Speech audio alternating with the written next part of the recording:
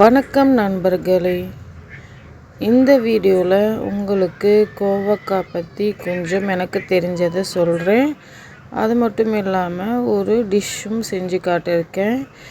இந்த கோவக்காய் கொடி இனத்தை சேர்ந்தது. கோவக்காய் ரொம்ப உடம்புக்கு நல்லது. இது பழுத்த அப்புறம் பழமாகவும் அப்படியே வெறுமா சாப்பிட்லாம். காயாகவும் வெள்ளரிக்காய் மாதிரி நம்ம கட் பண்ணி உப்பு மிளகாத்தூள் போட்டும் சாப்பிட்லாம். இதில் பொரியல், குழம்பு, காரக்குழம்பு, தொகையில் அதெல்லாம் செய்யலாம். நான் இப்போ உங்களுக்கு தொகையில் தான் காட்ட போகிறேன். அதுக்கு தேவையானது கோவக்காய் ஒரு 10 கட் பண்ணி வச்சுருக்கேன். உப்பு தேவையான அளவு, பச்சை மிளகா ஒரு 5, புளி. கடாயில் எண்ணெய் விட்டு இந்த கோவக்காவை போட்டு நல்லா வதக்கணுங்க. இது ஒரு தொகையில் தான், சிம்பிளான தொகையில் தான். பச்சை மிளகா போட்டுட்டேன் பாருங்கள். அதுக்கப்புறம் வெட்டி வச்ச கோவக்காவும் போட்டு நல்லா வதக்கிட்டு, this video sponsor by mod online app. இந்த ஆப்பில் ரொம்ப கம்மியான விலையில் எல்லாமே கிடைக்கும். நீங்கள் வாங்கி என்ஜாய் பண்ணலாம். இந்த ஆப் ப்ளே ஸ்டோரில் அவைலபிளாக இருக்குது. நான் டவுன்லோட் பண்ணிட்டேன். நீங்களும் டவுன்லோட் பண்ணி என்ஜாய் பண்ணுங்க.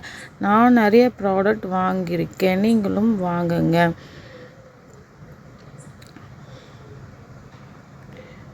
கோவக்காய் நல்லா வதங்கிடுச்சு பாருங்கள். நல்லா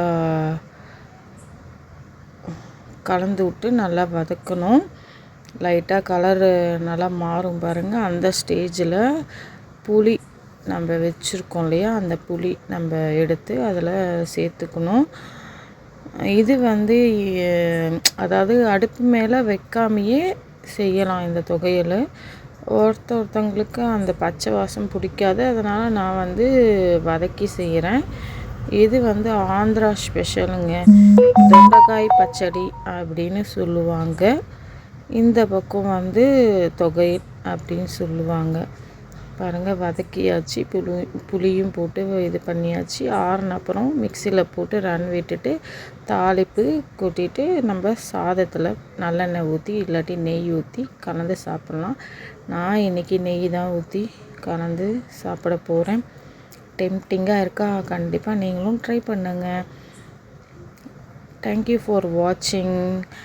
இந்த வீடியோ உங்கள் ஃப்ரெண்ட்ஸுக்கு, ரிலேஷனுக்கு ஷேர் பண்ணுங்கள். சப்ஸ்கிரைப் பண்ணுங்கள்.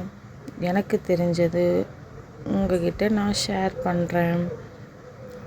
பாருங்கள், கலந்துட்டேன். ரொம்ப சூடாக இருக்குது சாதம். தயிர் சாதத்துக்கும் நல்லாயிருக்கும். தோசை, இட்லி எல்லாத்துக்குமே நல்லாயிருக்கும். இது ஒரு சட்னியாகவும் யூஸ் பண்ணிக்கலாம். தேங்க்யூ ஃபார் வாட்சிங்.